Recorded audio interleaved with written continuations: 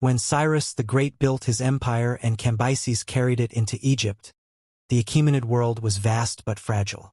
And then came Darius, remembered in history as Darius the Great. His reign would not only preserve the empire, but give it a structure that would last for centuries. In 522 BCE, Darius seized the throne in a daring coup. But as soon as he placed the crown upon his head, the empire burst into flames. Babylon rose against him. Egypt defied his rule. Media, Elam, and other provinces declared independence. It seemed as if the work of Cyrus was about to collapse. For 2 years the empire was at war with itself. Yet Darius crushed one rebellion after another with both military skill and sheer determination. By the end, the rebellions were silent, and the new king's authority stood unquestioned. But Darius was not content to simply hold power. He wanted to transform the empire into something greater, a system that could outlast any one king. He reorganized the vast lands into satrapies, provinces each ruled by a governor loyal to him, but carefully monitored by royal inspectors known as the king's eyes and ears. Taxes were no longer demanded at random but fixed and fair, calculated for each satrapy. Trade and commerce flourished under a new universal coin, the golden daric, which carried the king's authority across 3 continents. The empire's lifeline was the royal road, stretching nearly 2,700 kilometers from Susa to Sardis.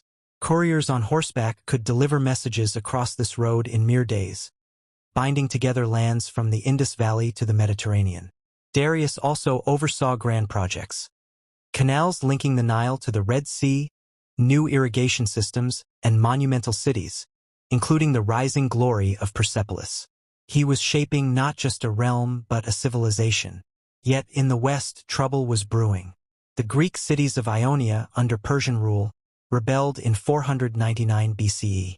With the support of Athens and Eretria, the revolt spread into a bitter war.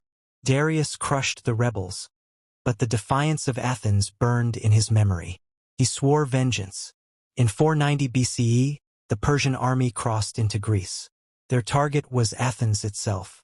On the plain of Marathon, the great empire faced a small Athenian force. By all logic, the Persians should have triumphed. But in a stunning turn, the Athenians stood firm and delivered a crushing defeat to the great king's army. Marathon became a legend in Greece and a humiliation in Persia. Darius began preparations for an even larger invasion to bring Greece to its knees. But before he could march, death claimed him in 486 BCE.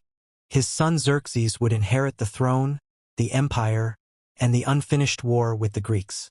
Yet Darius' true legacy went far beyond battles. His monuments still stand.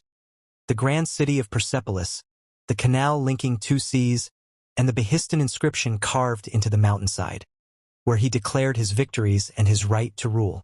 More than any conqueror before him, Darius built the framework of an empire, one that blended cultures, respected local traditions, and thrived on organization and unity. He was remembered not only as a warrior king, but as the architect of the Persian state. Darius the Great, the man who turned conquest into civilization. Thank you for watching this episode. Next we go after Xerxes and his wars with Greeks. Don't forget to like and subscribe.